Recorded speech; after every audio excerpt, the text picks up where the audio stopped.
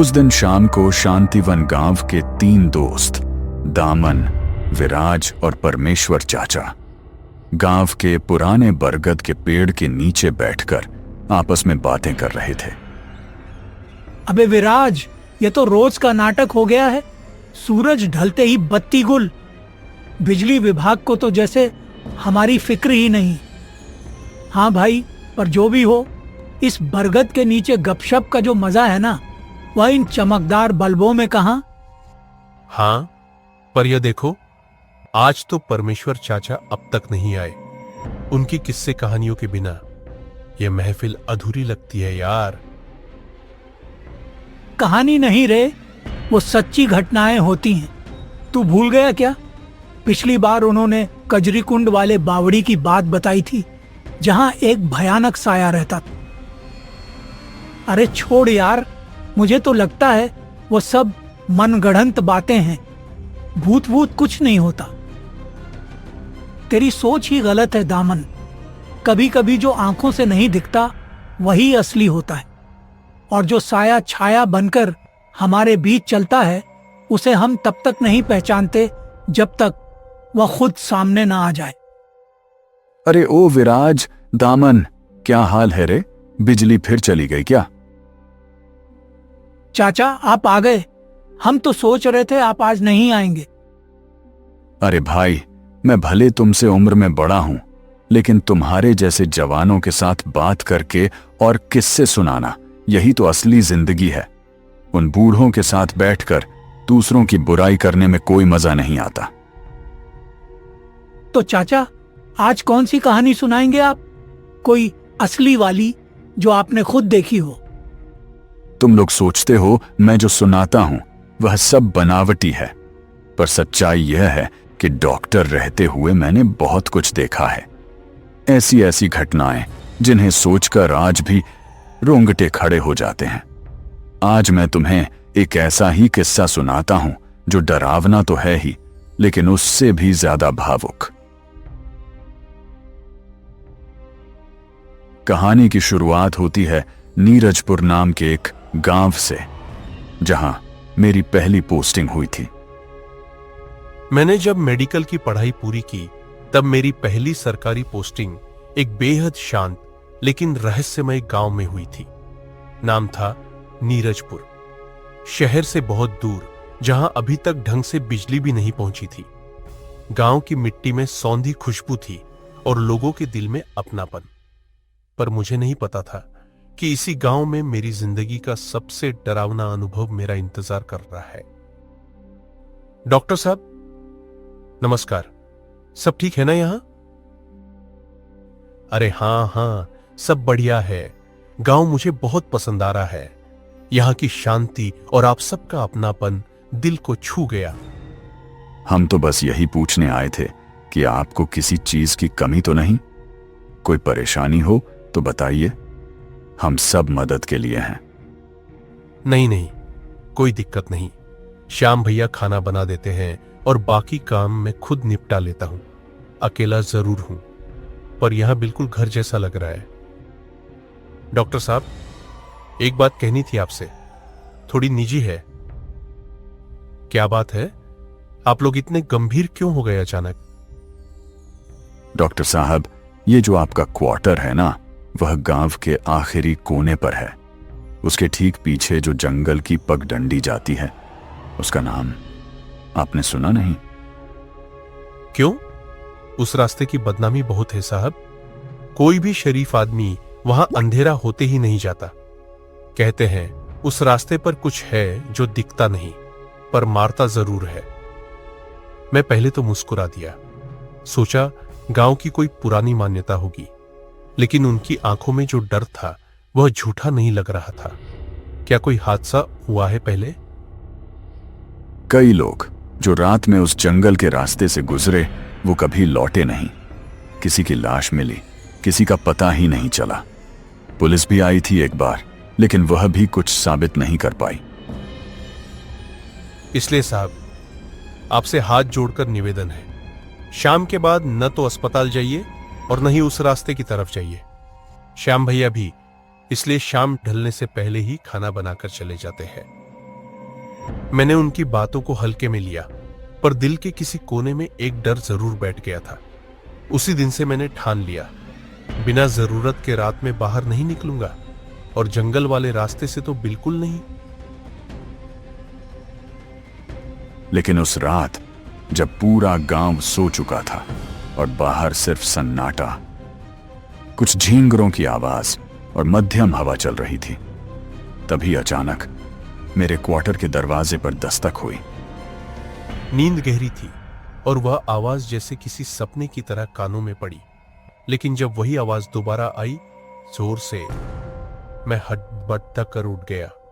घड़ी देखी, रात के 2 बज रहे थे। मैं सोच में पड़ गया, इतनी रात को कौन हो सकता है। बाहर से आवाज धीमी, डरी हुई, डॉक्टर साहब प्लीज दरवाजा खोलिए, मेरी माँ की तबीयत बहुत ज्यादा खराब है, उठ नहीं पा रही है, मर जाएंगी अगर अब मदद नहीं मिली।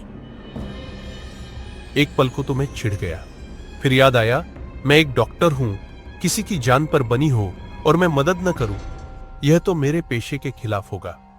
मैंने जल्दी से दरवाजा खोला। तुम कौन हो? डॉक्टर साहब मेरा नाम प्रवीण है, हम पास के गांव के रहने वाले हैं, जंगल के पार। मेरी माँ बिस्तर से हिल भी नहीं पा रही है, बुखार बहुत तेज है, पिताजी भी बूढ़े हैं, इसलिए मैं खुद आया आपको बुलाने। वो आदमी थका हुआ लग रहा था, लेकिन उसकी आंखों में चिंता और सच्चाई साफ दिख रही थी। उसकी बातों में एक अलग ही गहराई थी। मैंने एक बार भी शक नहीं किया और बिना समय गंवाए उसके साथ निकल पड़ा, रात के अंधेरे में एक अनजान रास्ते पर। प्रवीण, तुम्हारा गांव बहुत दूर है क्या? ज्यादा नहीं, बस जंगल पार करना होगा, सीधा रास्ता है, जल्दी पहुंच जाएंगे। हम दोनों चल पड़े और मेरी जिंदगी की सबसे रहस्यमयी रात शुरू हो चुकी थी।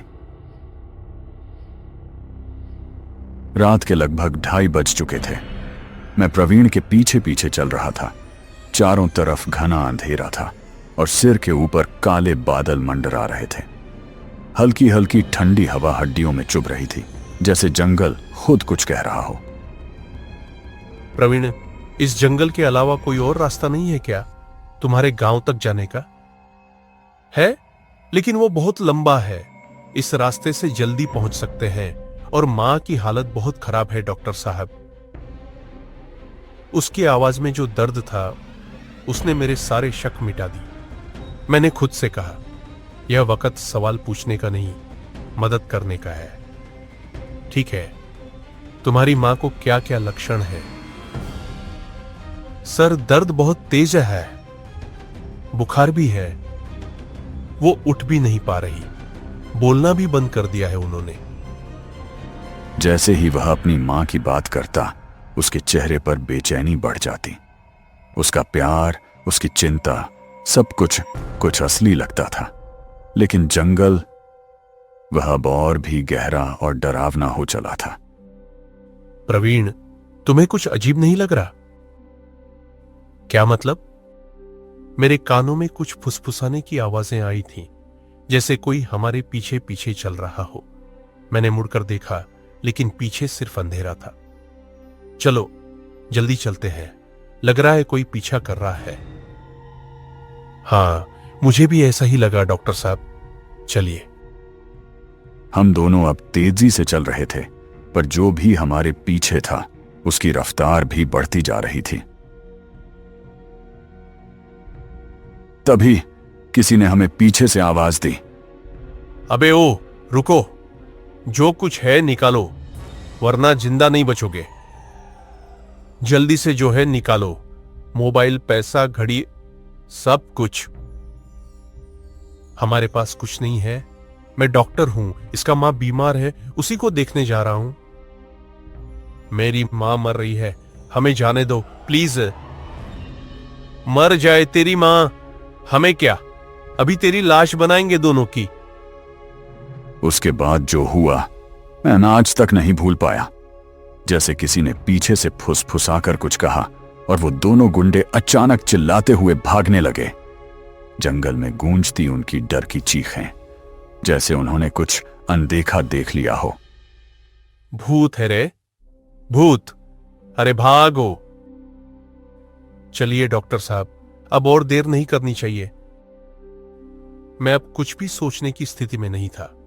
मैं सिर्फ चल रहा था और एक बात बार बार मेरे मन में गूंज रही थी, क्या सच में किसी अदृश्य शक्ति ने हमें बचाया? प्रवीण, वह दोनों आदमी अचानक क्यों भाग गए थे? क्या उन्हें कुछ दिखा था? नहीं? क्या? जैसे कोई कह रहा था, लौट जाओ, यहां मत आओ। प्रवीण कुछ नहीं बोला। शायद उसने कुछ नहीं सुना था, या शायद वह मुझे डराना नहीं चाहता था। पर मेरी आंखें अब और भी तेज हो चुकी थीं, और तभी मैंने देखा हमारे पीछे दो परछाइयां चल रही थीं, ठीक ठीक इंसानी आकृति, पर कोई चेहरा नहीं, बस छायाएं जिनके कदमों की आहट नहीं थी। प्रवीण, पीछे मत देखना, पर हम दोनों के पीछे कुछ है। मुझे भी महसूस हो रहा है, चलिए दौड़ते हैं। और फिर हम दोनों अंधेरे जंगल में दौड़ने लगे, जैसे मौत हमारी एड़ी छूकर चल रही हो। बस कुछ ही दूर है डॉक्टर साहब, अब हम गांव के पास हैं। और फिर कुछ दूर पर एक छोटी सी बस्ती की रोशनी दिखी। प्रवीण ने एक पुराने मिट्टी के घर की ओर इशारा किया। यही है मेरा घर, आप अंदर जाइए डॉक्टर साहब, मां भीतर है, मैं यहीं रुकता हूं। तुम नहीं आओगे अंदर? आप जाइए, मैं बस यहीं हूं। मैं दरवाजा खोलकर अंदर गया, और जो कुछ देखा वह मेरी समझ से परे था। डॉक्टर साहब, आप आ गए, भगवान का लाख लाख धन्यवाद, वरना आज रात शायद हम अपनी पत्नी को खो देते। आप चिंता मत कीजिए, मैं यहां हूं, मैं देखता हूं क्या हालत है। मैंने महिला की नब्ज देखी, तापमान मापा, साफ था, तेज बुखार था। इनकी हालत काफी गंभीर है, पर घबराने की जरूरत नहीं। मैं इंजेक्शन दे देता हूं, फिर कुछ दवाई देता हूं, अगर आधे घंटे में असर हुआ तो सब ठीक हो जाएगा। कमरे में एक अजीब सी खामोशी थी, और तभी बुजुर्ग व्यक्ति ने मेरी ओर देखा और धीमे स्वर में पूछा, डॉक्टर साहब, आप यहां कैसे आए? किसने बताया मेरी पत्नी की तबीयत के बारे में? अरे, आपके बेटे प्रवीण ने रात में मेरे दरवाजे पर आया था, काफी घबराया हुआ था, बोला कि मां बहुत बीमार है। मैं तुरंत साथ चल पड़ा। मेरी बात सुनकर वो बुजुर्ग आदमी ऐसे चौंके जैसे किसी ने उनके दिल में बिजली का झटका दे दिया हो। उनकी आंखें फैल गईं, होंठ कांपने लगे। फिर वो चुपचाप उठे और घर के कोने में रखी एक लोहे की संदूक खोलने लगे। कुछ देर बाद उन्होंने एक पुरानी धुंधली तस्वीर निकाली और मेरे सामने रख दी। क्या ये वही था? क्या यही लड़का आया था आपको बुलाने? मैंने तस्वीर देखी और देखते ही पहचान गया। हां, यही चेहरा, यही आंखें, यही शांत हाव भाव। ठीक, हां, यही तो है, इसी ने मुझे बुलाया था। डॉक्टर साहब, प्रवीण अब इस दुनिया में नहीं है। आज से 1 साल पहले शहर से लौटते वक्त सड़क हादसे में उसकी मौत हो गई थी। मेरे पैरों के नीचे की जमीन हिल गई। प्रवीण, जो अभी थोड़ी देर पहले तक मेरे साथ था, जिसके साथ मैंने पूरे जंगल का सफर किया, वह मरा हुआ था। पर वो तो बाहर खड़ा था। उसने ही तो कहा था, आप अंदर जाइए, मैं यहीं हूं। नहीं डॉक्टर साहब, वो अब दिखाई नहीं देगा। उसका काम पूरा हो गया। उसकी मां को अब आपसे मदद मिल गई। कमरे में सन्नाटा छा गया था। महिला की तबीयत सुधरने लगी थी।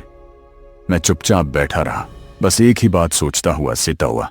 एक बेटा जो मरने के बाद भी अपनी मां की तकलीफ से बेचैन हो गया और डॉक्टर को खुद बुलाने आ गया। प्रवीण बचपन से ही मां के बहुत करीब था डॉक्टर साहब। जब भी मां को जरा सी भी तकलीफ होती थी, वो बेचैन हो जाता था। मरते वक्त भी सिर्फ एक बात कह रहा था, मां को संभाल लेना। शायद उसकी रूह अब भी यही फर्ज निभा रही थी। मैंने खिड़की खोली और देखा पूरे गांव पर सुबह की पहली किरण फैल रही थी। सूरज की हल्की पीली रोशनी, मिट्टी की खुशबू और पक्षियों की चहचहाट, मानो जैसे अंधेरे और डर को पीछे छोड़कर एक नई सुबह आ चुकी थी। मैं अब चलता हूं, अब आप लोग संभाल सकते हैं। प्रवीण जहां भी है बहुत शांत होगा। भगवान आपको बहुत खुश रखे बेटा। आज तू नहीं आता तो? मैं घर से बाहर निकला और एक बार पीछे मुड़कर देखा। प्रवीण कहीं नहीं था, पर ऐसा लगा जैसे वह वहीं था, घर के दरवाजे पर खड़ा मुस्कुरा रहा था। शायद सच्चे बेटे कभी मरते नहीं। उनका शरीर भले ही इस दुनिया से चला जाए, पर उनका प्रेम, उनका कर्तव्य हमेशा जिंदा रहता है। और यही थी नीरजपुर गांव की वह रात जिसने मेरे दिल में हमेशा के लिए एक अदृश्य रक्षक की याद छोड़ दी। प्रवीण, तू चला गया, पर एक कहानी बन गया जिसे मैं ताम्र नहीं भूल पाऊंगा।